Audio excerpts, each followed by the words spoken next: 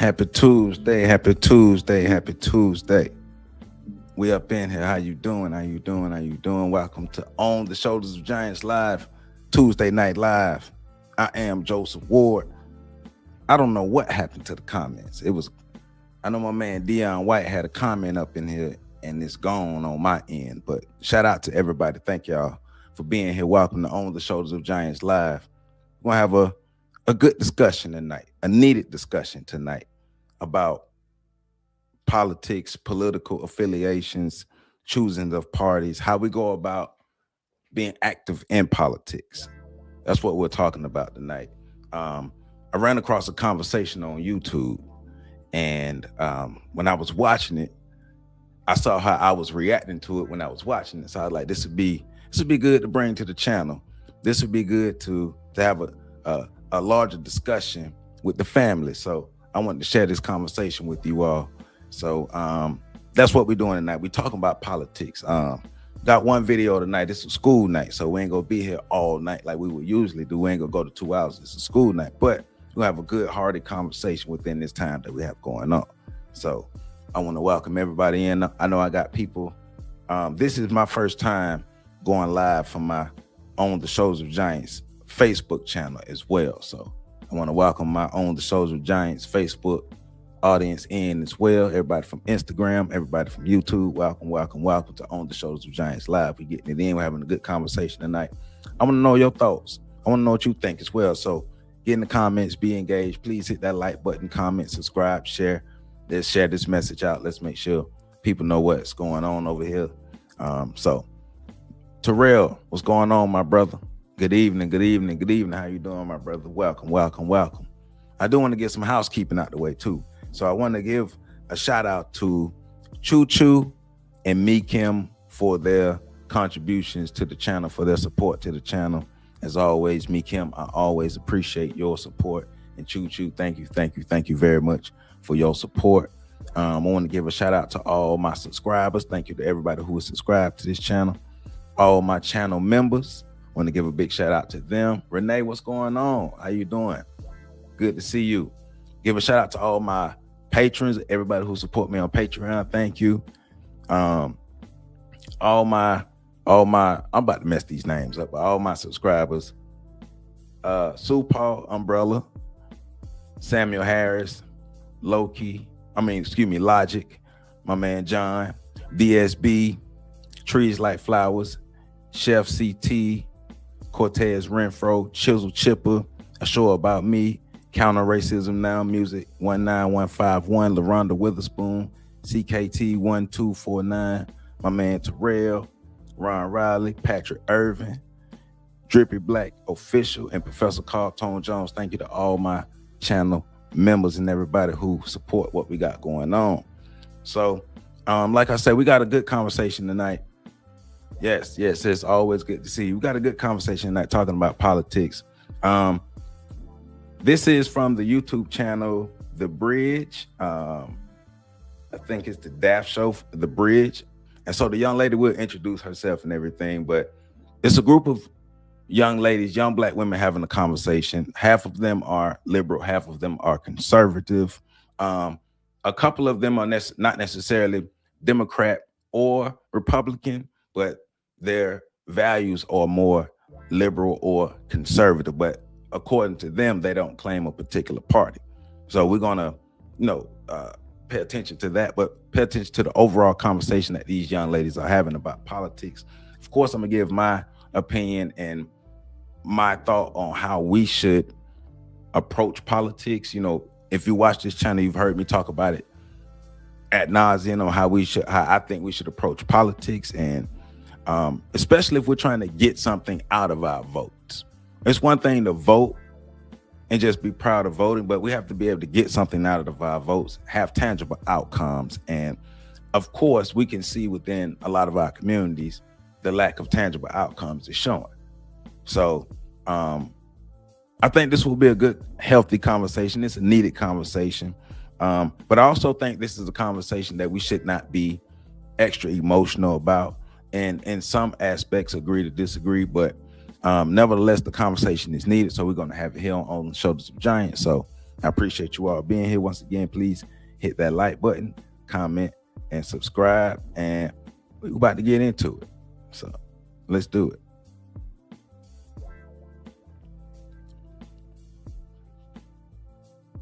Shared culture doesn't always mean shared beliefs. On this episode of The Bridge, Black conservative women and Black liberal women come together to discuss values, politics, and how their perspectives were shaped. Welcome to The Bridge.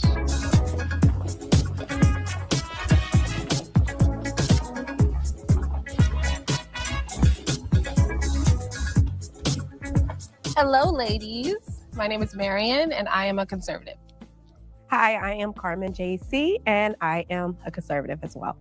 Hi, everyone. My name is Savannah Craven Entau, and I am a conservative.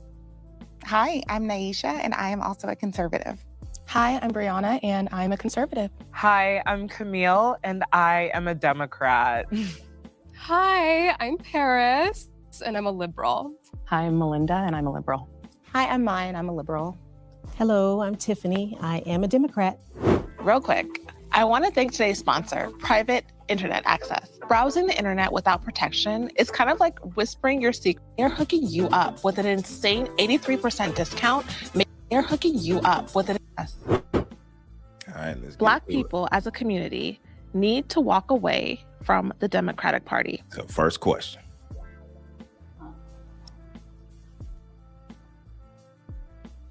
All right, so like I said, I identify as liberal, not necessarily a Democrat. I personally believe that both parties, they thrive by us like kind of puppeteering like back and forth division and kind of tearing people down. And it's more of like the people in power don't want us to listen to each other. So that goes for Republicans and Democrats. So I think that both parties need to listen to their people more. So I do think that instead of having a hive mind and saying like, kind of like being in these like, it almost kind of feels like the Bloods and the Crips. Like it's very intense, right? Like instead of that, I think that we should vote issue by issue. And like, maybe that doesn't mean that we're in the Democratic Party. Maybe that means that we form an independent party. Maybe it's, I just don't think that any person should say, I'm part of this gang or this gang or this club or this club. Like, I think it should be, we should use our critical thinking skills to choose which party or to vote on which candidate is going to best advocate for our people. I mean, I just think it like fundamentally destroys the concept of politics if any political party is entitled to a group of people's votes. The point is that the candidates have to earn what it is that our vote from us. And I don't think that anyone, any political party should expect any group of people to always vote for them. And I mean, if we look, Black people still have a lot of issues in this country and we've been voting Democrat faithfully. So I don't really see, like what's the point of that party loyalty. But I also just think that there's an issue with the two-party system altogether, and everyone would benefit from not having so much party loyalty and us fundamentally not having a two-party system anymore across the board. Now, see that young lady, as I was watching this, that young lady became my favorite in the conversation because I agree with the idea of, well, first of all, neither party, neither Democrat nor Republican, neither party is entitled to our votes.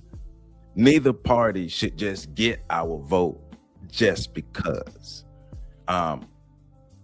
Historically, or even like recent history, we know Black people have, the majority of Black people who vote lean heavy Democrat. So there has been a lot of criticism from Black people toward the Democratic Party.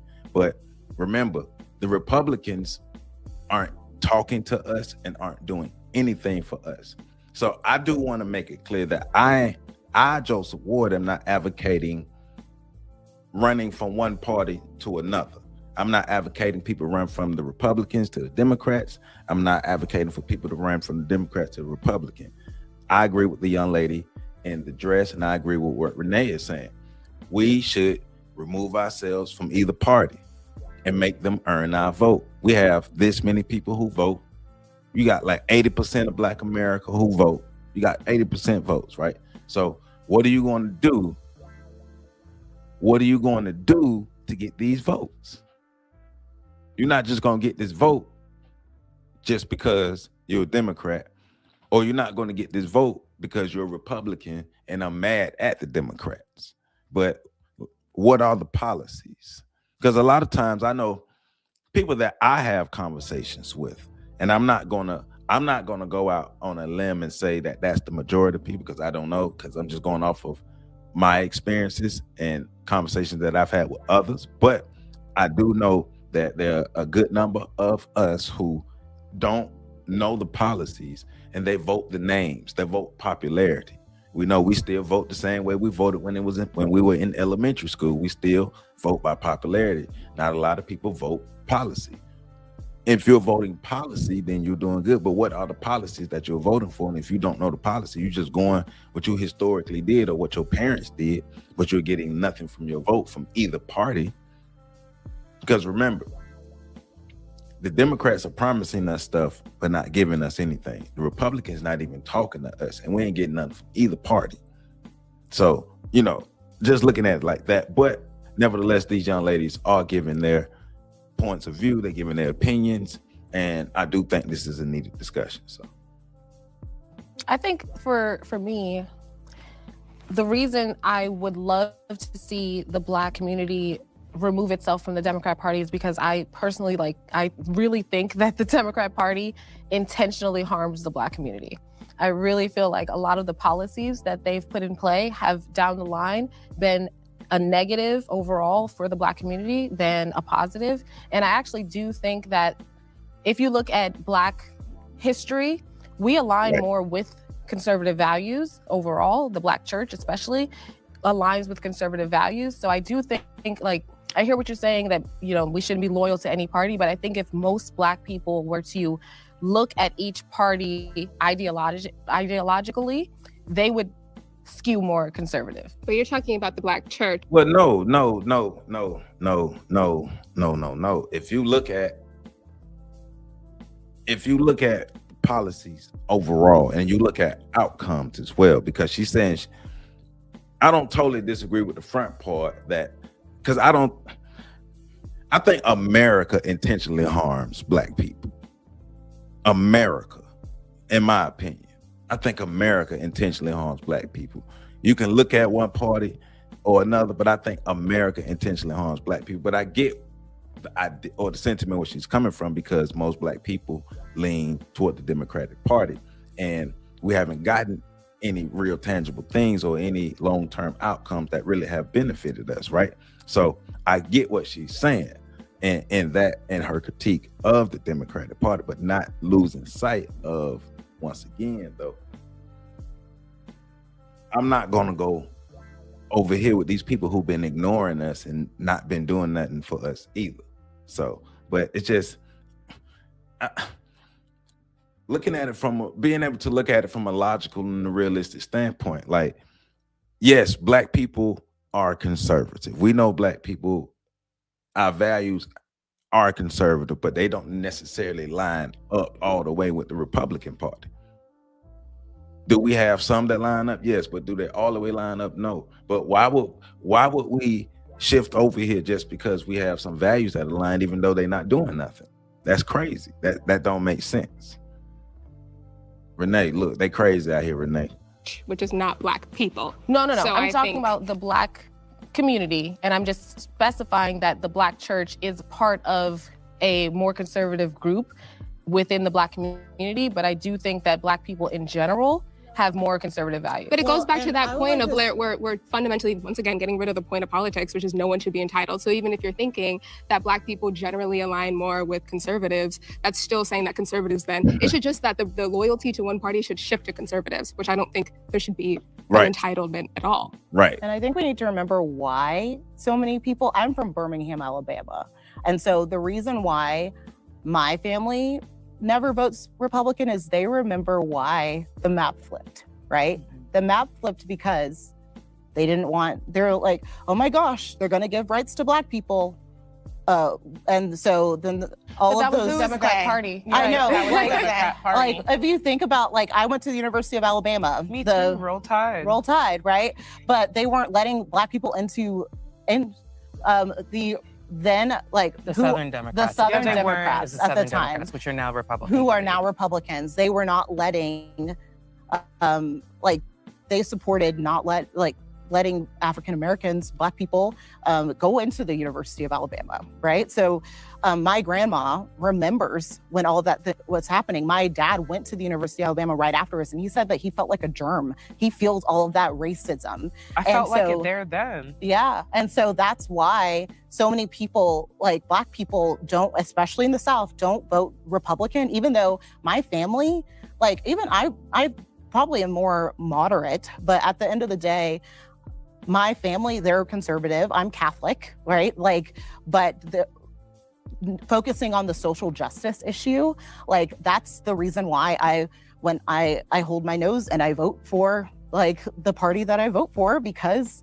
at the end of the day, when I look at the policies and I think of, like, who's taking care of people, who's taking care of, like, queer people, Black people, like the poor, like, really mostly the poor, like, especially as a Christian. But not to cut you off, sorry, but that's a problem for me, because Black and poor is not synonymous. I'm not right? saying that. Black and I'm queer saying is not that synonymous. I said the people who need help, right? And I'm not saying, I'm saying personally, the reason why I vote Democrat is because I focus on the teachings of Jesus. And I was raised by my mother, who has been Catholic her whole life, and my grandmother, who's been Catholic their whole life. And the reason why we're Catholic is because nuns from the North came to the South and made a mission school because they weren't educating Black children. Right? They made a hospital. Like, my mom would have been born who knows where, but it was for, like, by the goodness of God, because of the passionate of the Catholic faith, that there was a hospital for them to go to. And all of that wouldn't be possible if, or kind of going back, the reason why our family, like, there's a lot of racial trauma that is associated with the Republican Party, because the Southern Democrats that are now all Republicans, like, they saw them Can we switch. put a pin in that? I first.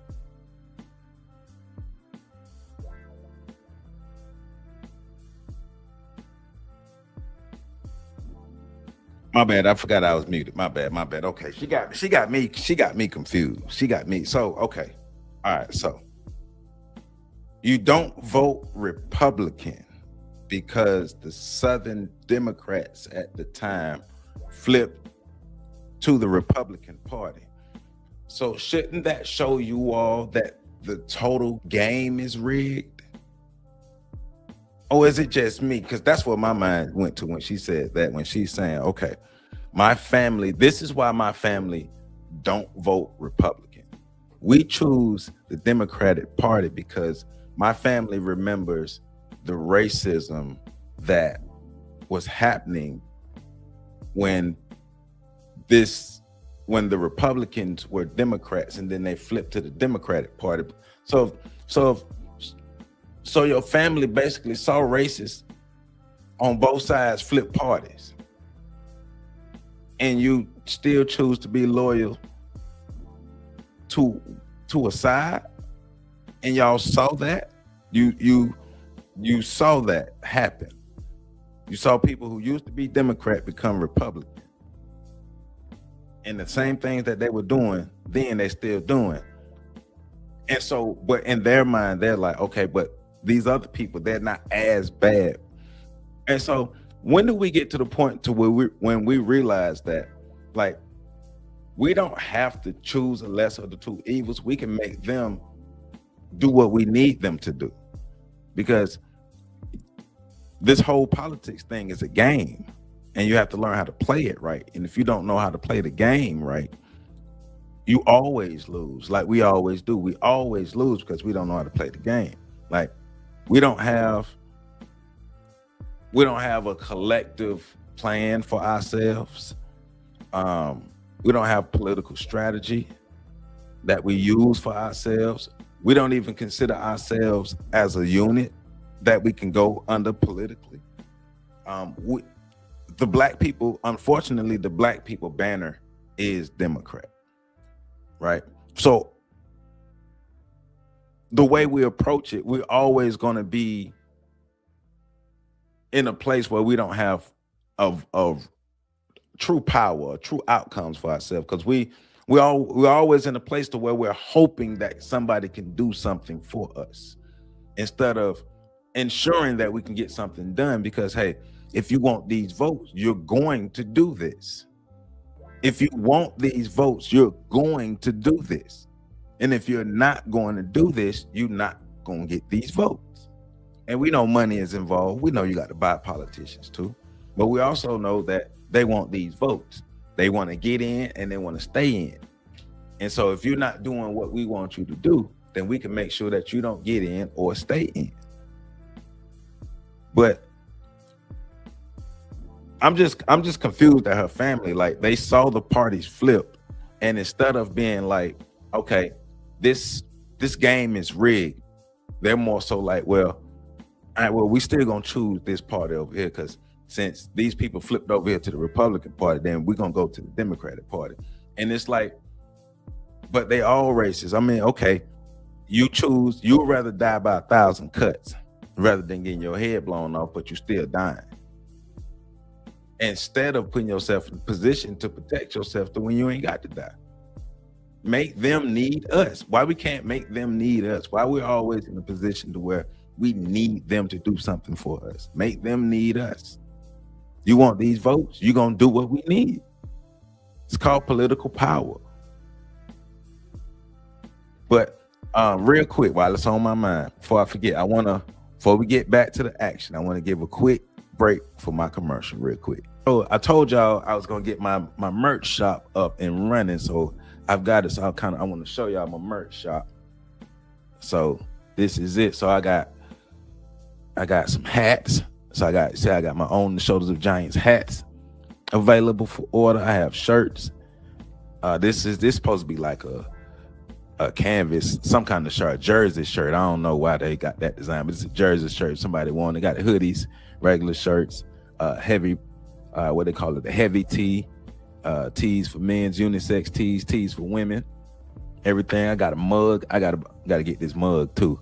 But this is the merch that I have available. See, I got my mug, I have my hats, and I have my apparel available. And all of that is, the links and stuff are below and connected to the video. So I got my merch shop up and running. Been working on that for a minute in the background to get my merch shop up and running. So I got it up and running. So if you want to support the channel and get you some merch, it's all available. Links below and links attached to the video. All right, we back. So make sure you check out some merchandise. So getting back to the conversation though. We cannot approach politics with our emotions. We have to be logical when it comes to politics. And we have to be outcome-based people. What are the outcomes that we get from doing these specific things? If I drive down the street in a car with 4 flat tires, it might make it more difficult for me to get to my destination versus me driving down the street in the car that have 4 tires that work. But if I keep doing things that are not constructive and conducive to us getting the outcome that we need, and at some point we can be mad at Democrats, but you can't blame the Democrats or even the Republicans for that matter. Any party who uses a group of people who continue to show up even though they're not getting results, you can't be mad at it. What's going on, Kerwin? How you doing? Truth Over Emotion says Lincoln was a Republican who freed the slaves. Then they split his wig. Hey, I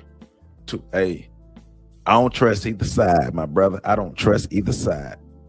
That's why I say make them work for these votes. But please hit that like button, comment, subscribe, share. Let's get back to this conversation. So I want to say I agree with a lot of what you guys are saying. Nobody owns our vote. That's very Right. slave-like mentality to think that we must vote a certain way because we are a certain kind of people. I think it's fascinating that you say that the Southern Democrats are all Republican, because most of the Southern Democrats of all of them who voted against the Civil Rights Act, how many of them actually flipped to Democrat? We referenced Strom Thurmond. We can go back to history, but talking Joe Biden. I mean, there's a good amount of them that right, switched. but like over time, not many of them died Democrats, right? So just look at the map, you know. Can I also ask specifically just a question for you as a Catholic girl to Catholic? I think we're the only Catholics here. What for you, what has the Democrat Party, especially now today, where they stand with abortion for any reason through all 9 months, abortion on demand for any reason, and the Democrat Party is just notorious for giving Black people false promises. Well, if you vote for us, we're going to give you this, and we're not seeing it. I think that the Black community we're not only divided between colors, like people that are different colors of us, but we're also divided between each other, right? I, as a Black conservative, somebody who puts themselves out there online, I receive way more racism from fellow Black women and men than I do from white people. And it's always, oh, well, it's the white people who are messing everything up for us. They're the ones that are the racists. But as soon as I come along and I'm just a little bit different than I guess your average Black woman, because they put us in a box, like we all don't like that. We all agree that that's not okay. They see me and they're like, well, she's Uncle Tom and she doesn't belong in our group, and we don't. Yeah, exactly. And so with that, what has the Democrat Party today truly done for you? I'm curious. Yeah. Well, I mean, I don't want to step on the question, but I would ask the same question of the Republican Party. Like to me, in this climate, now that we're a full year in, I don't understand how you can stand behind that man under any circumstances. I think it's important that we don't focus on one. Well, so that the last lady who's talking about Trump, she's getting into her emotions. But going back to the question the young lady was asking, what has the Democratic Party done for Black people? Not much. But the audacity of somebody who's representing a party who don't even pay Black people no mind, who also have done nothing for Black people. The audacity to ask that question as if they have results to show. The audacity. Because that's how I feel about that. Looking at it from an objective point of view, like not rocking with either party, right? So I have two people approaching me. One person like to lie to me and tell me that they're gonna do things for me. And then the other person just don't even talk to me at all. But at this point, they're approaching me and are saying, hey, you need to rock with one of us. Now, one of these people are saying, hey, man, well, we have conversations all the time. So, we got that familiarity. I mean, we've done a little bit for you. You know what I'm talking about? We gave you some crumbs, but you know what I'm saying? Not nothing real for you. Then the other one, on the other side, like nothing. Like we don't even talk. You don't even talk to us. I can't rock with either one of y'all.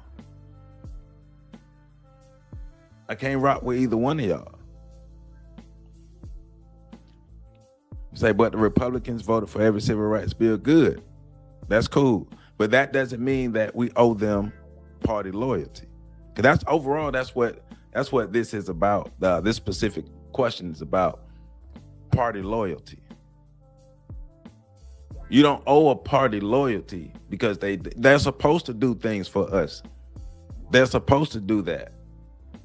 We're supposed to put ourselves in positions to where we can get results from the politicians, from the people that we vote in. But we don't owe them party loyalty. It said, why would they do anything if you vote? Well, if you want our votes, you're supposed to do anything. You're supposed to do something. Am I going to vote for you and you haven't done anything for me? If you want my vote, you better do something. I'm just saying, Kerwin, man, let them know. Let them know, Kerwin. But I'm just saying, like, there's no real argument in that for either party. Like, neither party has a real argument as to why we owe them any loyalty, as to why we owe them any percent, any large amount of votes. Neither party has an argument for that. Neither party has a leg to stand on for that. There's nothing anybody could say this is why you should the majority of black people should vote for this particular party. There's nothing. So, and that's my thing about this particular exchange right here is the audacity to say, yeah, they haven't done anything for you, and neither have you. Neither have your folk either, though. You know what I'm saying? Y'all haven't done anything either. So your argument is stupid. So, hey.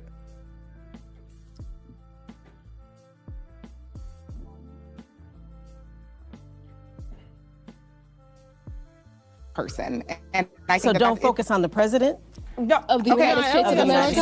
That's not what we're talking about. The party as a whole right now. If you are Black and queer, you're also part of the Black community, and if you're mistreating someone in the queer community that is also Black, then they have to, like, the Democratic Party takes more care of queer people than the Republican Party. But for Black people, what is the Democrat Party? They gave us our first Black president. Correct. Mixed president. No, what do you mean mixed? So she's not Black? I'm just.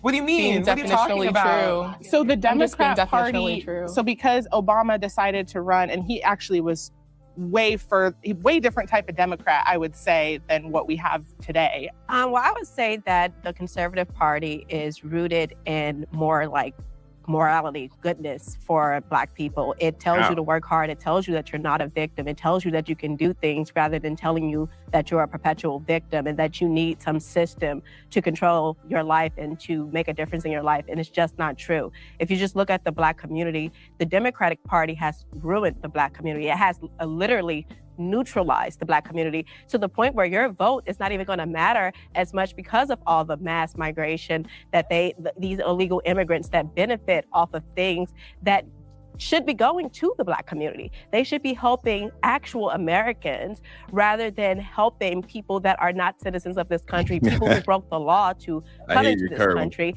and you guys support it. Yeah, well, I mean, so I'm also I do rock with her on what she's saying in this particular sense about the mass immigration. Because remember, Uptight, there's a whole bunch of shine bones on both sides. But that's again going to my point. Why, party loyalty is crazy. The young lady in the yellow dress, she's like the only stickler on not being totally aligned with either party. But this young lady is talking about the immigration issue. Remember Dr. Claude Anderson? I keep saying it. Dr. Claude Anderson told us about this immigration issue. He told us that immigrants are going to be brought in and we will start to be replaced. And so the Democrats have really been behind that, right? But that doesn't mean that since the Republicans are against immigration, that doesn't mean we owe them anything. And that's, once again, that's another one of my overall points is they're supposed to be doing things for us. Isn't that what they signed up to do? Isn't that what we put them in office to do, things to make our lives better, to work in our favor? That's what they're supposed to do, right? But if you want more of these votes, you need to dance, monkey. That's what you signed up to do. I need you to get to work if you want these votes. So, but her point about immigration, you have to be able to look at that because, I'm gonna talk about it Saturday about the Somali fraud and stuff going on. When I go live Saturday, that's what I'm talking about. And a lot of immigrants are getting resources that could go to Black people. But remember, all Americans are getting screwed over on that one. But if we are concentrating on that, yes, we are getting screwed over with this immigration issue.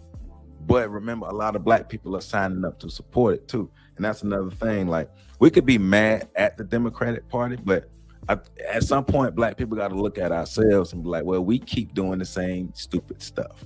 So we the dummies. But yeah. But kind of taking a backseat, I guess, in this part, just because I fundamentally just don't like the two-party system. And it developed at a time when Black people were like a labor force as slaves. So I just don't think that something that evolved then could at all be useful. We can bring it back to the question of... Well, no, I'll get to your point. But I don't think that this can be like fundamentally useful because we're talking about something that's evil. So I just don't I don't know. We're like fighting to make a broken system work for us. Right. And Which is a fair point. But this is where we're at. Right. So we kind of have to work with what we do have. have to No, we work with don't. what we have. Intention and results both need to be taken into consideration. And see, this is my favorite young lady on here. Before she get into it, the lady talking about we have to work with what we have.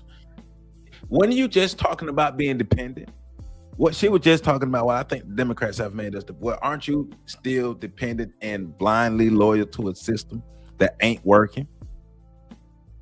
We don't have to go with what we have. We can make a different choice. But we choose to not make a different choice because people are emotionally tied to these parties. And that's one of the downfalls about this conversation. Because this is a small conversation that is a mirror into the Black community, into people's ideas and thoughts who are Black, right? And the idea that, or just even being emotionally tied to a political party. As Black Americans in America, where America itself has opened up its cheeks consistently and BM'd on us, to have loyalty to either party, to anything in this country, is crazy to me.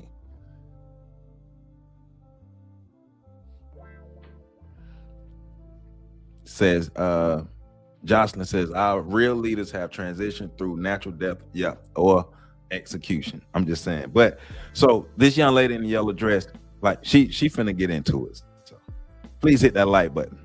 Consideration.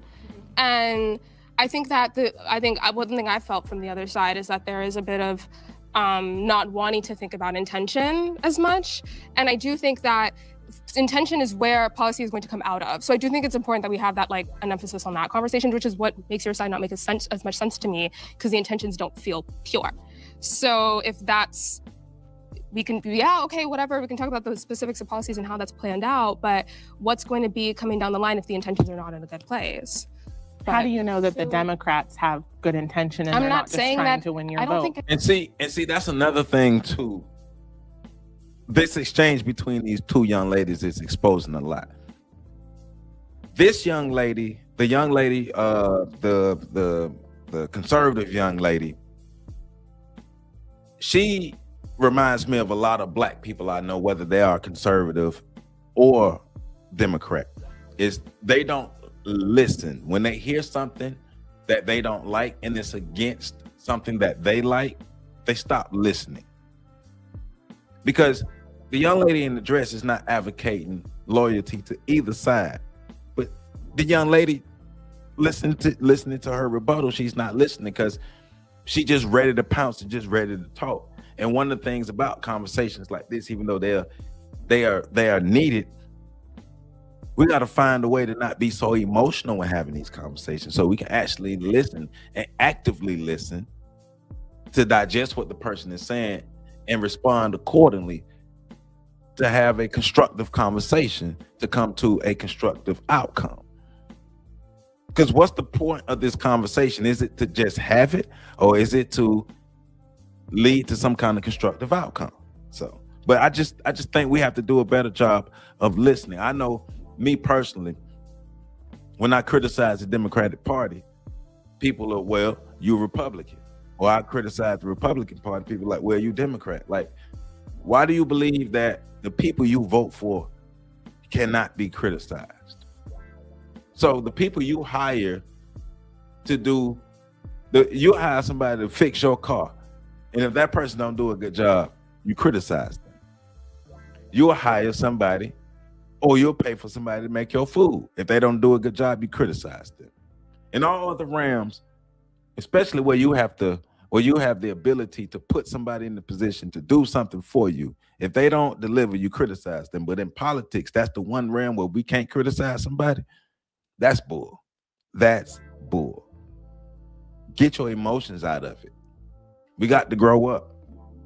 anybody has a good intention. So I'm an That's independent like- conservative. We do exist. I don't think of conservatism as a party. Conservatism is a set of values that influence your decisions moving forward. I voted for Democrats. I voted for Republicans. I don't have a specific Shout out to side. Brianna. And some people here may know that I do not have a I hear problem you, calling Jocelyn. out either on their any ill intentions or ill results that happen as a result of what may have been good intentions. What I see consistently happen on the Democratic side is things are proposed with good intentions or what may be perceived to be good intentions. But what actually results in the long run from those decisions, i.e. welfare, supplemental programs, things like that, is that it ends up negatively impacting the Black community in a very significant way. And so the level of dependency that comes from these programs, and then it ends up influencing your vote. What are you now, measuring I don't, that on? I'm sorry, I just want to know when you say dependency, what are you measuring that on? And the amount that, so would you say that what you get your food from and what helps you support your family would influence your vote? Would you not vote for the people that give you those things? Yeah, the people that people are going to vote for their personal interests. So, and I wouldn't see that as being the Republican Party. So what I'm saying is that I'm not either side. So when it comes to the Democratic Party, what I see is that those things are what are used when it comes to how they want to gain your vote and your influence. Instead of paying attention to everything that goes on outside of it, they know that if they advertise toward those things, they can pander to your weaknesses in life. So offering a You form think of they're help. bribing us? So I don't consider a form of help to be a bribe. I think that creating a system that revolves around your reliance, your dependence, and doesn't give you an avenue out of it is a form of keeping you imprisoned to a system that makes it so that your vote is always guaranteed. The people that need those government systems to feed themselves and their children, what are they supposed to do? So I don't have a problem with government systems existing. I do think that there needs to be an audit of those systems in order to filter out fraud. And I also do think that we need to make it so it is an avenue toward working. I feel safe around the police. So before we get to this conversation, hold on, let me play that last part again. Decisions, i.e. welfare, supplemental programs, things like that, is that it ends up negatively impacting the Black community in a very significant way. And so the level of dependency that comes from these programs, and then it ends up influencing your vote. Okay, so I want to make sure. So she's talking to, that young lady is getting at the overwhelming number of Black people, or the large amount of Black people that is on welfare. And she's talking about people's dependency upon the system for their survival and how that is used to sway votes. Truth, not total truth, but truth. Black people overall, if we look at the broad scope. Troy, what's going on, man? You up in the building. I appreciate you being up in here. That's my homie, Troy. Black people, period, are dependent upon what white America provides for our survival overall. Like the basic needs: food, shelter, water, clothing.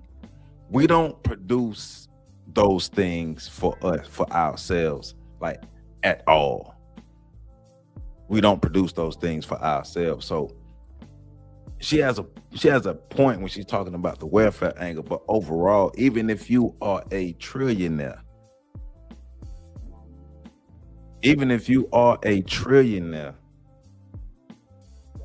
Black people, we don't run any corporations. We don't own any of those systems that produce things that we need. We don't produce our basic needs for ourselves. We won't. We don't. What's going on? Sue Paul, Umbrella, what's going on, my brother? So we don't produce those things for ourselves. So overall, yes, we are dependent on America. Like if the power go out right now, we in trouble. You know what I'm saying? What's going on, Melissa? How you doing? But Troy, that's the thing. Like neither party deserves a vote. So I'm not saying don't vote. But what I'm saying is neither party deserves our vote. Neither party deserves our loyalty. We should look at our situation. We should look at our needs. Come up with a plan based off our needs. Come up with proposals and things based off of our needs. And then move forward to courting politicians who are going to put things in place according to our needs. And then those are people that we're going to vote for. So, oh yeah, I mean, America ain't as powerful as it used to be, but if America's collapsing, what does that mean for Black America, for Black people in America? What does that mean for us? So, because we have to do something. We have to do something, right? But now I put a poll up. I put a poll up on the channel the other day, and let me find it. Let me be specific with the question that I asked. Because I asked, this was the question. I asked, do you believe that the majority of Black people, or foundational Black Americans, whatever you want to call ourselves, Black people in America, do you believe the majority of Black people care about Black unity and liberation? And out of 266 votes, 66% said no. I'm gonna leave it up more because I want more votes, but 66% so far said no, that they don't believe that most of us care about Black unity or Black liberation, which means if the majority of us don't care about that, then the majority of us don't care about making sure that we produce and have what we need for ourselves. So there's only a small portion of us. So the small portion of us who give a damn, we got to make sure we're doing what we need to do for ourselves. You know what I'm saying? Oh yeah, right. White folk did get more out of affirmative action than us. I'm with you on that. I agree with that.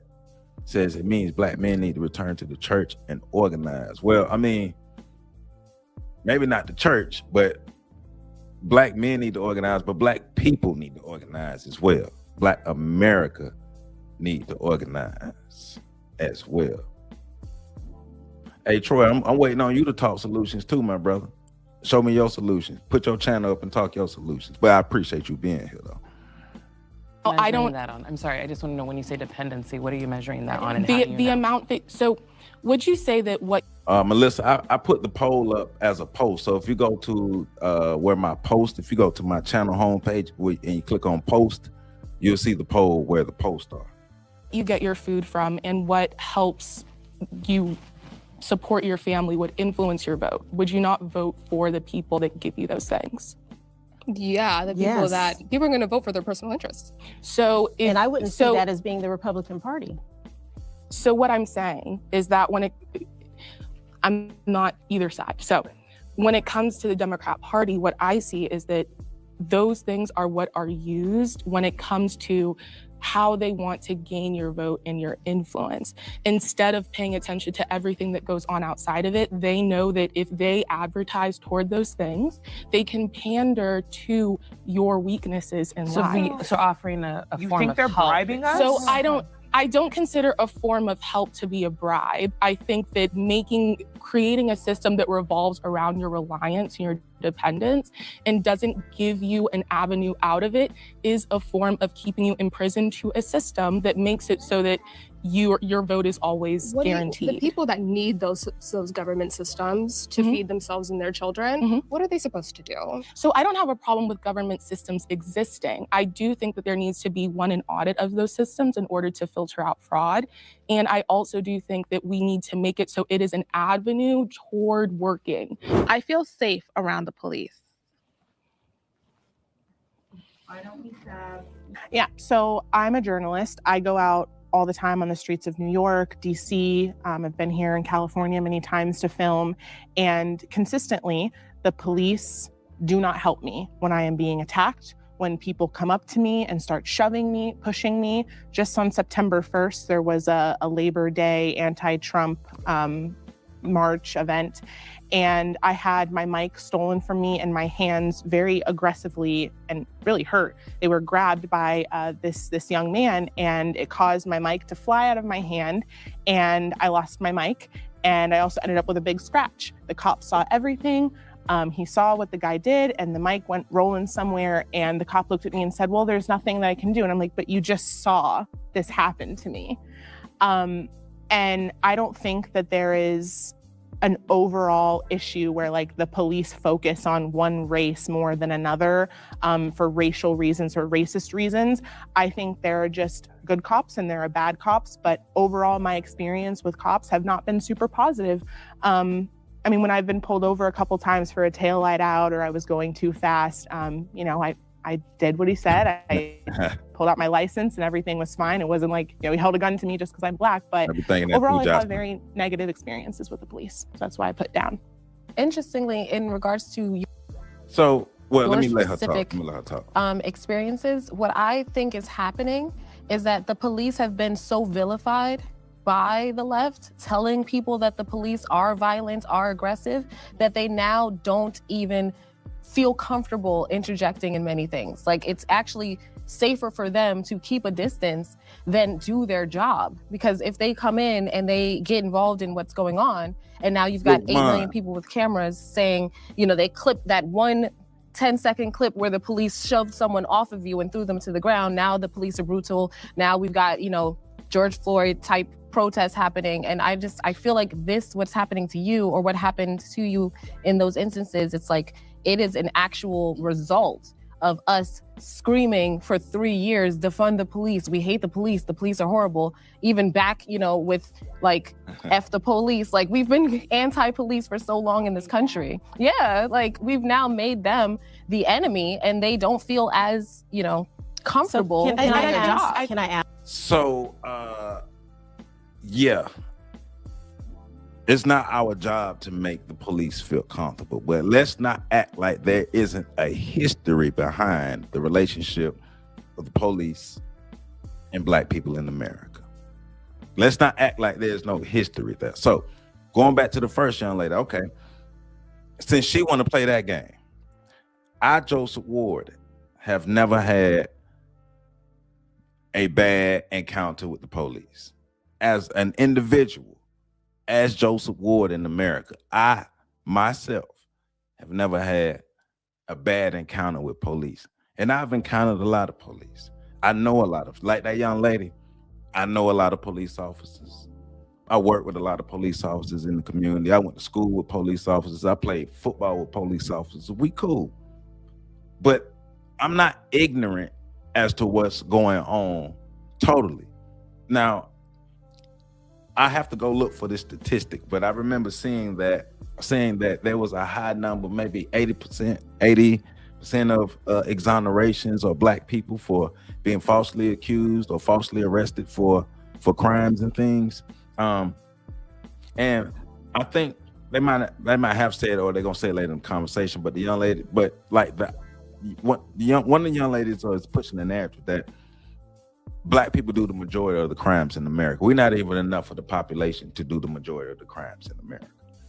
But they get that because they're looking at arrest rates, but also you gotta look at exoneration rates and stuff like that as well. But just because you as an individual have not had bad encounters with the police doesn't mean that there is not a horrible history there. A horrible history. There's a horrible history between Black people and the police. That's documented. And on the other end, like as a police officer, you know, don't sign up to be a police officer if you're gonna be uncomfortable. You should know the history. You should understand what you're being a part of if you're gonna be uncomfortable with Black people's perceptions of you, because aren't there some police officers who have negative perceptions of Black people? That's why you have so many exonerations happening. If you're gonna call it out for both sides. But if you listen further in this conversation, we're gonna hear a lot of contradictions and stuff happening, right? So where do you feel, I mean, where does that fundamentally come from? Yeah, The police comes from what experience? So I think one common misconception amongst people that look at the conservatives is they think that we just think racism doesn't exist and it doesn't happen. That's not true. Of course, terrible things have happened and we've needed to respond appropriately to those things. And there is a rational fear that there's generational trauma that exists. I'm not discounting that. But I do think that there is as we go on with the police, I think what we've done as a collective is make it so we think all police are one way. When we look at things statistically, Black people are not getting gunned down by the police on every corner. That's just not. But one thing, and I know I'm stopping, but one thing to her point though is, as somebody, I'm active in my community. I'm very, very, very active in my community. I do a lot in the community with a lot of people. And you will see individual police officers making an effort to bridge the gap. And usually those individual police officers are the ones that are from that community, or ones who worked in the community for so long that they have become a part of the community. But as a whole in America, as a whole, what have the police departments done to make the image or even make the relationship between themselves and the Black community better? What have the police officers done? Because you can't make this a one-sided street, especially you want the people who have been victimized by the police to right the wrongs and to make the relationship better. Well, what are the police officers doing? You know what I'm saying? It's like you got to think about it like that. It's a two-way street. Relationships go both ways. But historically, on one side, you're talking about a group of people who've had the power to do whatever they wanted to do to this other group of people. And then now this other group of people have a bit of a voice and have an arena to say something about it. And then the police, their feelings are going to be hurt.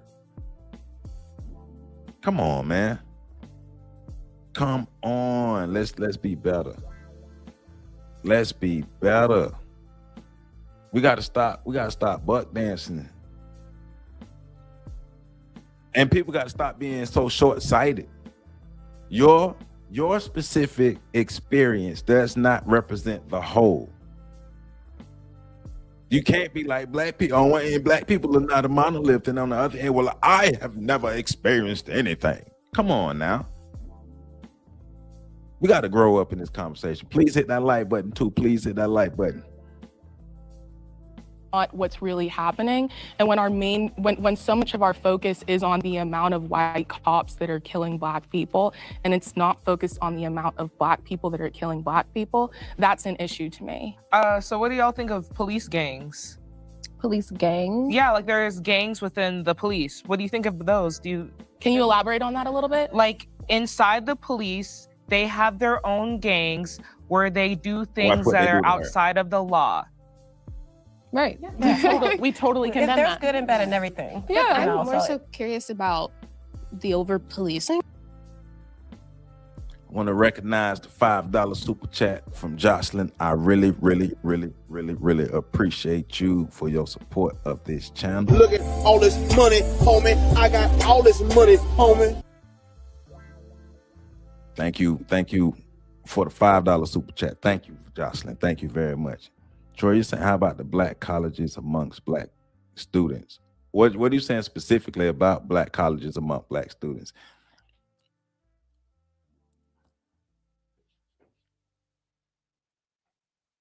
In Black neighborhoods, like how do you?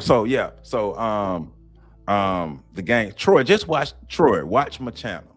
If you watch this channel, you'll stop asking that question, and you see what you say about your solution. So we're gonna go with your solution, but just watch the channel, man. Just watch the channel. If you watch the channel, you get all the answers you need, and if you actively listen, you get all the answers you need. All right. So this young lady did bring up something that is significant that they just kind of glossed over, and yes, it doesn't paint the picture of all the police, but police gangs. And we know police gangs do exist because we've covered that on this channel in the past. We've covered I think it was Mississippi was the state, but the 6 to 8 police officers, and there was other occasions that we had too, but we covered it on this channel about the police gangs. They do exist, and that is a problem, that gangs within the police department exist. Now, we're not saying that gangs like black gangs are good. No gangs are good. The gangs in our community are horrible. Don't get it twisted. But the gangs within the police department are even worse. So the people who are supposed to sign up to protect and serve have gangs that are terrorizing people. That's something to look at. And I think she gonna say, well, what about the HBCUs, or what about the fraternities and sororities? What about them? That's a moot point. Why did you bring that up? What does fraternities and sororities have to do with police gangs? Right. And her what she's trying to say is, she's using that to say, well, yes, well, all police officers not bad. Now, nobody said all police officers are bad, but what we are saying is there's a horrible history and a horrible relationship between the police and black people. So that's what it is. That's what it is. So how do you conceptualize that? Well, when they over police? Why? So Because I honestly, when we look at the numbers and the amount of crime that does happen in black, who is they? People in the black people communities. commit most of the crimes you're talking about nationally. yes, Yeah. absolutely. Or on a they per- just get on a per- framed for them. on a Very per- chicken or the egg type It's of very thing. All right, much so yeah. So can you repeat your question? I got lost in it. I apologize. Yeah, just what I'm wondering is, you're saying like, okay, you made your point. How do you understand then over policing in black neighborhoods? Because So black how do you people define over policing? having a large police presence. Well, I didn't really have an answer because I've spent no time with the police. I've never really had an interaction with them because of the fact that I grew up in places where the police were not. So what makes you think that there's over policing? Because of what I've learned. So I've worked at the University of Alabama as a community director working with the police. And that's why I said green, because I've worked very closely with them. The systems in place where like the white spaces are taught or teach students, like the white students, how to not get caught doing bad things. So the things that are happening in black communities in those neighborhoods are happening in upper echelons too. They're just not getting caught because they're not. The police being are not there. That's why I overpoliced. brought up my experience was like the police. There is a larger police presence in predominantly black areas. So are the So how do police- you understand? Why are they there? I would say that if you look at the amount of crime that black people are committing in this country, like if you go into the black neighborhood, you are getting fed through bulletproof glass. So it shows you that there's a problem within the neighborhood because the people that are serving you are scared of you. The people that live within the neighborhood are scared of you. And to deny that is actually happening and that would require more of a police presence is just a disservice to the black community. Now, I do think that there are good cops and there are bad cops. I'm not here to say like all cops are bad, all cops are good and everything is perfect. But I do think that like specifically black men, they don't have conflict resolution skills. They don't know how to deal with conflict when it comes to the police. I doubt she spent a lot of time in black neighborhoods, and I doubt she spent a lot of time around black men to say that we don't have conflict resolution skills. And let me let her finish, because let her explain A lot of the things you see online is like you could have just complied and you would have never went to jail. None of this. So if we're gonna use her source, because she's saying black men don't have conflict resolution skills when it comes to dealing with all that, dealing with the police, especially dealing with the police. So we don't see videos of white men and white women just going crazy on the police and nothing happened. Now, we're not gonna act like some black folk don't be acting crazy, but we don't act like white folk don't be acting crazy.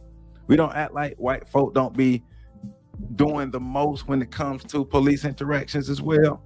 Like, let's stop it. And then she's talking about the dynamics of the black community. Like, I spend time in the hood. I work in the hood, right? Do you have some elements in the hood that people would be afraid of? Yes, but that's not the overall hood. I think she watched a lot of she watch a lot of stuff and don't be in these spaces for real, right? Because there's a certain dynamic in these communities, right? For one, there is a high presence of police in the Black community because of stigma, because of narratives. Now, there is one reason, and I know we talked about it. We talk about it a bit in our Friday breakdowns, but on some levels, not all Black people, but enough Black people ask for more of a police presence in these Black communities, because on some end of what she was saying, for some of those people who were afraid of what was going on in the community, they asked for more of a police presence. So that did happen, but also factoring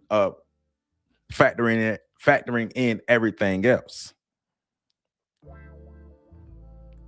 But that is a good question. Why aren't they in? Because they brought the illegals in. They brought them in, but we are going to continue to be a target of that. We are going to continue to be targeted by those people. We have to understand that, right? Yeah. I mean, but this young lady is a hypocrite, because I'm gonna let her finish talking, but she is going to say, you can't judge all. Well, she just said it. She really just said it. We can't judge the police officers in general. We can't look at them in general, talk about them in general, but she can't do that to Black men, right? All police officers are not bad, but Black men need conflict resolution skills. That's what she said. All police officers are not bad, but Black men need conflict resolution skills. So where's the breakdown in logic when they go from one group of people to the next group of people? Why do we have a breakdown in logic in that? There are a lot of factors. Do Black people contribute to a lot of the downfall in the Black community? Yes, we do. We know we do. Yes, we do. We have to deal with that. Yes. But when we're talking about the outside forces as well, we have to stay focused on the conversation. And I don't like when people try to move the goalposts. So, man, that she don't be in Black neighborhoods. So, yeah, but I mean, there are a lot of factors: the stigma, the false narratives, the stories, all these different things. Black people are low-hanging fruit, but Black people, I'm not gonna say a large amount of Black people, but there were Black people who asked for more police presence as well. So we need to, if we actually organized as a group of people and really took ourselves seriously and really took a systematic approach as far as how do we reconstruct and reinvent ourselves in our community. Because I know, like here in my city, I live on the south side, and we have one street, Orange Avenue. So I've been talking with people and telling them for a while, look, we can start business by business, building by building, and work together, put our stuff together, and be able to control this community, control the economics in this community, control the businesses in this community. And if we can start with just this street, just this area, this can be us that we control for ourselves, and we have the autonomy over here. And then we grow from there, and we continue to grow from there. But people have to be willing to work together. People have to be willing to pool resources together. People have to be willing to become a unit, to unify, not just talk about it. Because Black unity is a great conversation, but Black unity is not something that actually happens because people don't take the proper steps to make it happen. So, but she is full of contradictions, you know. Not all police officers, but, you know, Black men need conflict resolution skills. Like white folk don't need conflict resolution skills. So, overall, though, neither party is helping us. Neither party is helping us. This would have happened. Can I offer just a different perspective? Because let's entertain that maybe, yes, I'm just entertaining that there's more crime that happens in Black communities. Instead of over-policing, do you not think that there would be more of a benefit to offer programs for rehabilitation and offer growth for those communities. But why should Let the me police finish my offer sentence, that? please. Let me finish my sentence. Instead of just over-policing, which is going to create more fear and more of the narrative that you all are talking about, which how the police are viewed. And that's what defund the police is actually about. It's about taking money away from over-policing and being able to offer programs for the community to grow in a positive way. All right, so the comply argument. I have a major problem with that argument. Because I would love for you to ask Tamir Rice's mother if he had complied, if he would be alive. The 12-year-old that was gunned down after playing on a playground for 2 seconds. So there are far too many. I mean, I think that we have gotten to the point where these names have become a hashtag and we don't understand. Like, okay, so if it happens to not happen very often, to say that child's life wasn't worth at least a deep dive into this conversation is infuriating to me. To say that it's just, he was a 12-year-old. So I absolutely, now raising a 14-year-old child who is on the spectrum in my predominantly white beach community, and we can't walk the boardwalk without being suspected for something. I absolutely do not. This is my experience. Why is because we're dipped in chocolate. To go back to the original prompt of, do we feel safe around the police? I feel 100% fine around the police because I don't commit crimes, right? And that's just, the reality is, I am not going to lump myself in with a community that feels that they need to fear the police. I actually know many police officers. I've dated police officers. There are police officers in my church. Their children are friends with my child. They are people, just like you, just like me. They are people. And you spoke to the police gangs, but I would ask you about the fraternities, right? We can't say that all fraternities in colleges are terrible because some fraternity boys commit horrible crimes and rapes and things of that nature. But fraternities and sororities did not sign up to protect and serve the people. That's a stupid ass argument that you have, young lady. And you all's loyalty to white folk is showing. That's a stupid ass argument. Bringing in fraternities and sororities have nothing to do with this. Fraternities and sororities don't sign up to protect and serve the people from criminals. You can't be the persons who are, that your job is to protect and serve the people from criminals, and then you are being criminals. That's a problem. Stupid argument. We have to accept that there are individuals Organized crime that do and the wrong hazing thing. is different. Well, there's organized crime in the Black community. There's way more organized crime within the Black community than there is. Point out, tell us, be specific and tell us about the organized crime that you know about in the Black community. Be specific. Don't just throw out blanket statements. Be specific and tell us about the organized crime that you know about in the Black community. Is that crime? Yeah. Is there organized crime? It could be. I'm not saying it ain't, but we ain't finna act like it's some mass organized crime out here in the land. We ain't organized like that. We ain't organized like that. Stop it. Is within the police department. That's not true at all. You That's need to absolutely read, true. honey. So reparations are just and necessary. Okay, good. Just and necessary. Okay, I actually am glad you repeated that because I thought you said they were just unnecessary. Yeah, so I'm going to say, like I said, that I believe that people who are enslaved shouldn't get reparations from people who were never slave owners. And it's just like, how would that even work? And then what about the Black people that own slaves? Like, it's just so much to go into it. Instead of looking for a handout, which is what typically liberals and Democrats do, why don't we just work hard in the country that is one of the greatest countries in the world and people come here to die? Why don't we just work our butts off to have more? So reparations is not, we're not talking about just Black folks, because Japanese received reparations after World War II. So there are times where reparations are just. It just seems that in our country, when it applies to Black folks, we're the only ones that aren't going to get it. That's historically the case. I think that Yeah. that's an interesting thing to point out, that historically people have gotten reparations. Slavery was messy. And as was mentioned, there were white slave owners. There were Black people who owned slaves as well. There were white indentured servants from Ireland and Italy. There were people who came to this country as free Blacks from the very beginning. How would you do it? And this is a direct question that I would love for one of you to answer.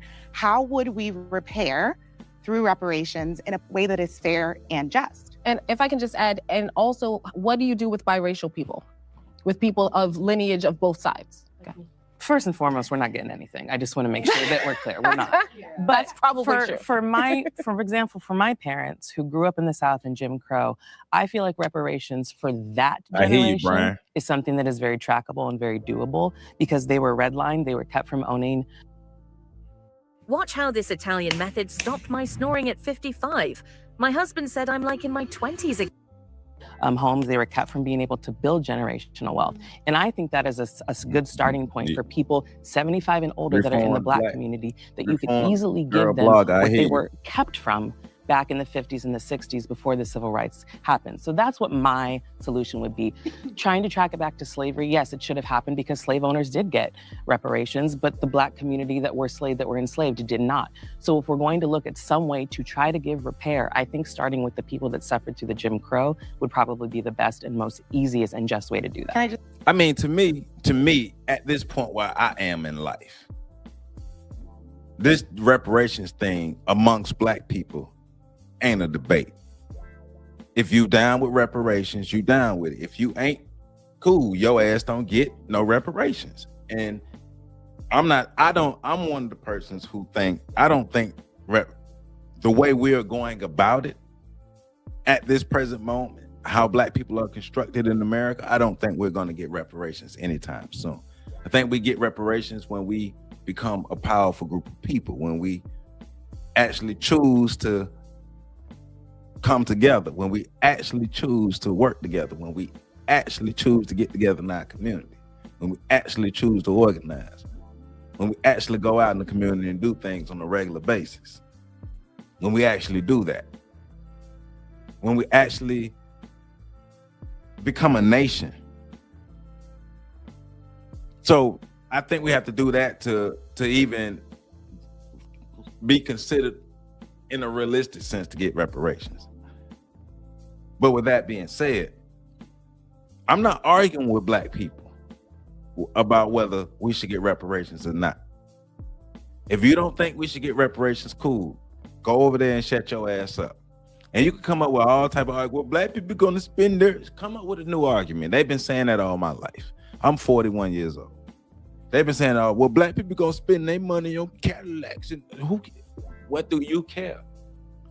What do you care? If you are against reparations, take your ass over there. Now, in an ideal world, if Black people were to get reparations, those people who said that we shouldn't get it and they don't want it, well, don't be trying to get none now if things get handed out.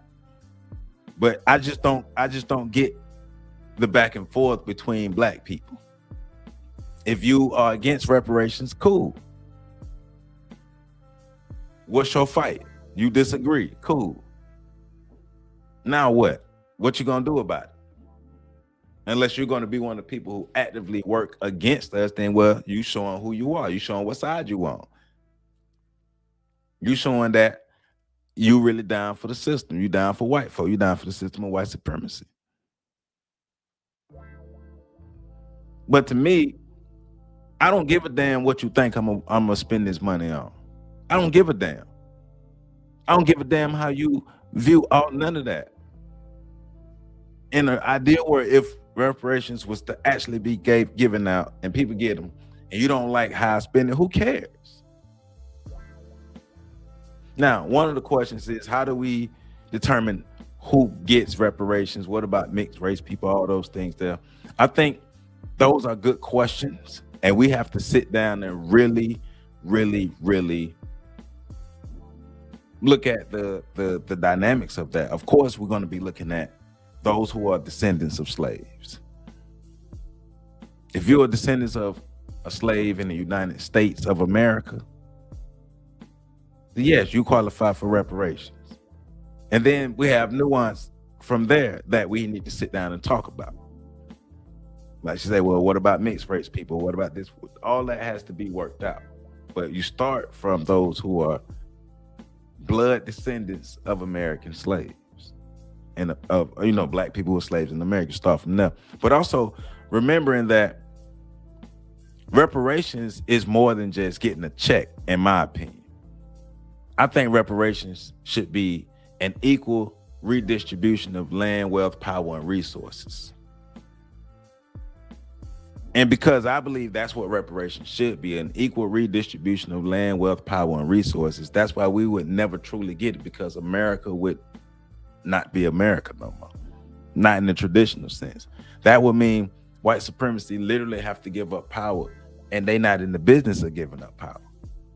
So we're not going to get true reparations. If they do throw checks, that's not real. That's not true reparations. That would be still little handouts and stuff. Yeah, it'd do something, but wouldn't do a lot, because they would still have power, land, and resources. We might have more money, but they still have power, land, and resources. So we need an equal redistribution of wealth, land, power, and resources. I think that's fair. Thank you. That's I appreciate that. So one thing that I thought was interesting that you said was the idea of generational wealth. With such a small percentage of the white population having owned slaves, I think one false idea is that it was all the white people that were enslaving all of the black people, but really only, honestly, it's less. It wasn't, but they still benefited from it. Why are you fighting so hard for a world where we don't try to right these wrongs at all? I'm so confused. Even you mentioning I'd love to finish.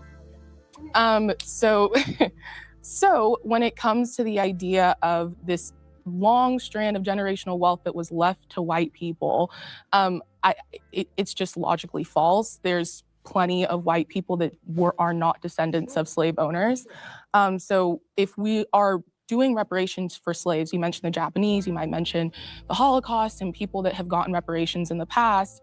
One stark difference between us getting reparations now and those reparations are those were reparations that were given directly to the people that got wronged, and is going directly toward their generations after. I really want to ask how you think it would work out genealogically, how we would trace down who is a descendant of slaves, and also how it would work as far as payment, because blacks have been paying taxes all of this time. Would it essentially be blacks paying themselves back? Well, it's and what then I said also, with Jim Crow. That's probably what I would do, to be honest. I also want to ask as well, how exactly, and I'll be honest, how exactly you see all black people getting a $50,000 check after we determine who gets it, right? After we hire on we're talking about a multi-trillion-dollar operation when we're talking about reparations, and how this would end up truly being executed, not in a utopian idea of all black people get this money. But then you also have to think about what reparations are. Reparations, by definition, do not need to be money. Reparations can also be education, exactly. And I think what's important is that when it comes down to it with reparations, we are giving 50,000, however much money you think reparations should be, to people that just by fact are not educated on financial independence. Education is perfectly fine with me, but I think one, we have to figure out if you want education to be a precursor to finances, we'd have to invest very dramatically. I think the Jim Crow idea is perfect because, like, my husband and I, both of our grandfathers were in Korea. And when they came back from Korea, they had very starkly different experiences. One was able to get a job, one wasn't, right? One had GI benefits, one didn't. And is there a black man and oh yeah, my husband's white. So, and at the end of the day, I think it's important to recognize that there's some generational wealth that could have been built that wasn't built. And think about the mental toll of coming back from war and then going from one war to another, like Birmingham, Alabama, coming from Korea, and imagine what life was like and you couldn't get a job because of no GI benefits were given. Yes, legally, maybe they should have, but also Jim Crow was the law of the land back then. So how the world are we supposed to not like? And I think that what you said is beautiful about using education, right? Because my family personally, like education was like our way out. Like that's why that like, and I think a lot of Black families, that's why we hold on to education so well. But then kind of going back to like right now, the Department of Education is getting dismantled. So basically, this is how I would do reparations. So let me make myself big because I'm getting toward the end of this. So yeah, like this conversation, you see the title. Black politics is broken. We're playing the game wrong. We're playing the game wrong. We got a lot of people who don't really understand the game. I always say we're at the chessboard with Uno cards in our hand, turned backwards and wondering why we ain't getting nowhere. See you later, Jocelyn. I'm about to wind down myself because it's a school night. But the whole reparations conversation, I mean, if we're serious about reparations, we have to be serious about becoming a nation of people. At the end of the day, if you are not for reparations, cool. I'm not gonna argue with you. Not gonna go back and forth with you about whether we should get reparations or not. You don't think we should? Good. Now, if you want to be one of those people who get in the way of stopping or try to work against us getting reparations, then you might have to get stepped on. If you want to take it that far to try to defend, the system of white supremacy and reparations, then you would get stepped on. But we will already see who you are and where you come from, if that's how you roll. But overall, the way we operate or the way we approach politics, period, is broken. The way we look at politics, the way we form emotional ties to a specific party, expect outcomes from these parties, and we get nothing. Instead of making them work for our votes, they know 80% of Black voters are going to vote Democrat. They already know that. We already know that there's a growing number of Black people who are moving over to the Republican side. A lot of people who are disgruntled with the Democrats are moving Republican. I think, like the young lady in the yellow dress, I think we should remove ourselves physically from each party, emotionally from each party, and make their asses dance for these votes. You're gonna dance for these votes. We're gonna get together, we're gonna put our plans together, we're gonna put our policies together. And remember, it's not gonna be the majority of Black people. And that's the thing too. It's not gonna be the majority of Black people. That's what's gonna hurt. Because you need a good number of us for the block vote to work. Because another thing this conversation showed is how divided we are as Black people. So even we don't know how to agree to disagree at the end of the day. We have to learn how to agree to disagree. We might have some disagreements on these things, but if we agree on the overall goal and we agree on enough things, we should be able to concentrate on what we agree on. And the things that we don't agree on, we can work it out as we go. But I think we need to be more adult about that and less emotional and less juvenile about that. You don't have to agree with everything this person does. Are we capable of getting our desired outcome? And if we're not capable of getting our desired outcome, then we need to do something different. I may have this idea and I may be 10 toes on this idea, but if we analyze, can this idea get us the desired outcome? Has it historically? Where did you get this? Analyzing everything, and the answer is no, then we can't go with my idea and I have to suck it up. We got to grow up at some point, but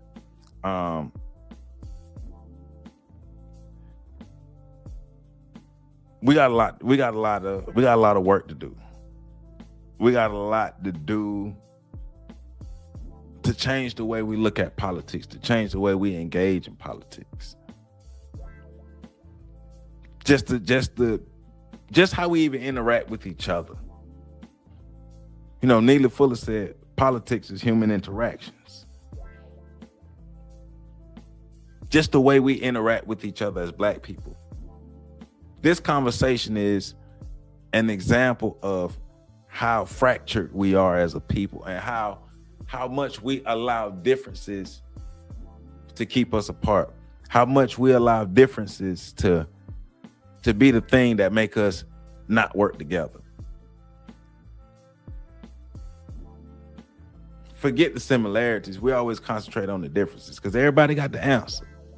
Everybody got the answer.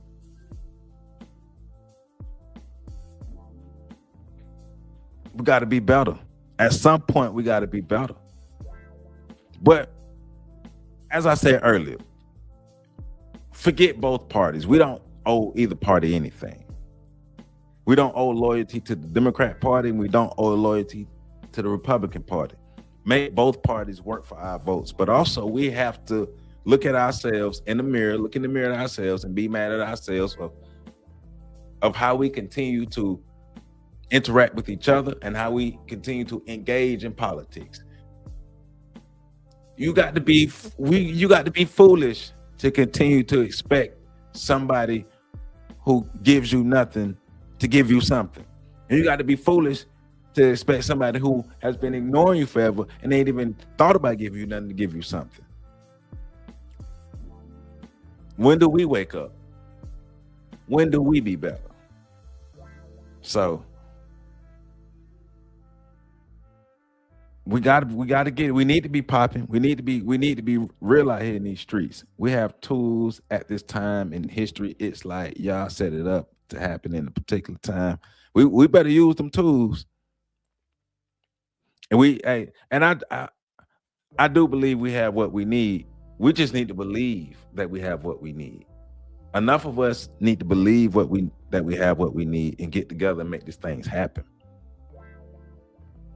Let's talk about let's get together, get with people in your community and put plans together. That's what I'm doing. I'm meeting with some homies this weekend. We're gonna put some plans together to make sure we can connect even more.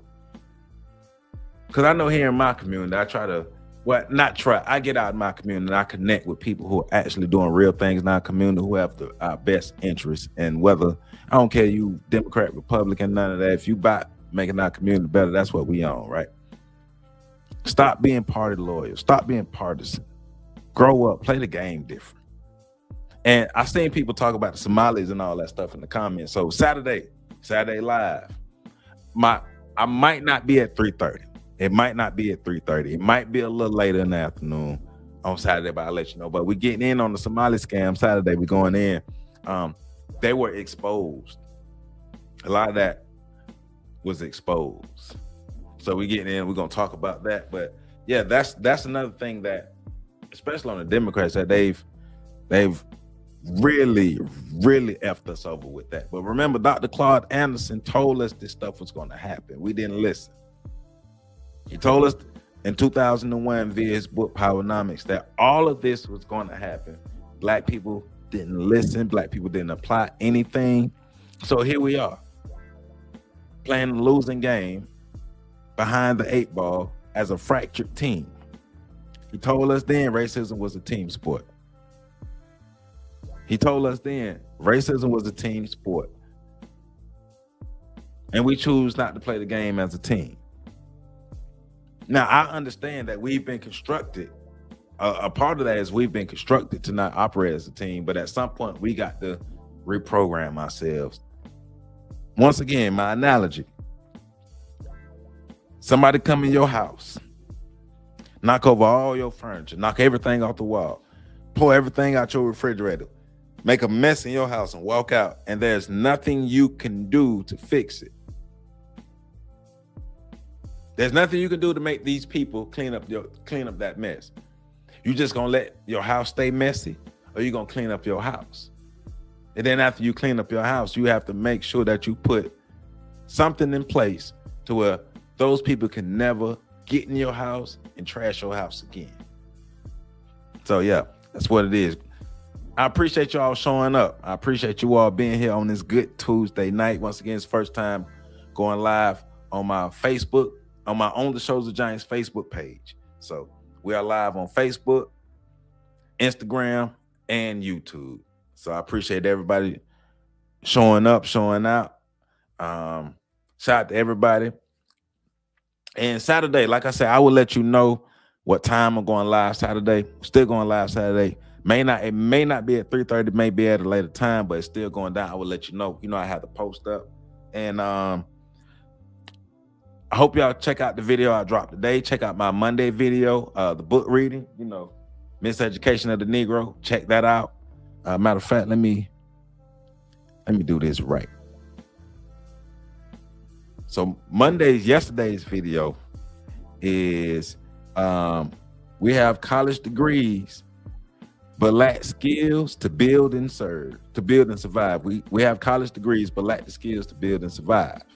The thumbnail is Vocation is Beneath Us, because it's Carter G. Woodson talking about how we should have encouraged more of the trades and more of the vocations.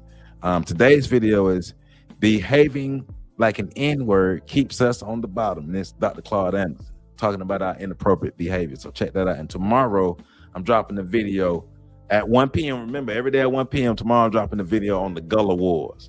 It's already set and ready. So yeah, let's get it. Let's get it. Remember, make sure you're doing something every day in your community to make things better. And if you're not, you might be part of the problem. So, and like we already saying, we all we got. We all we got. We know we got what we need. We all we got. We just got to apply. And until we apply, we're going to keep being on the bottom.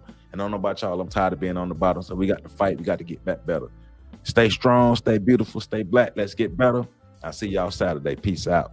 Have a lovely week.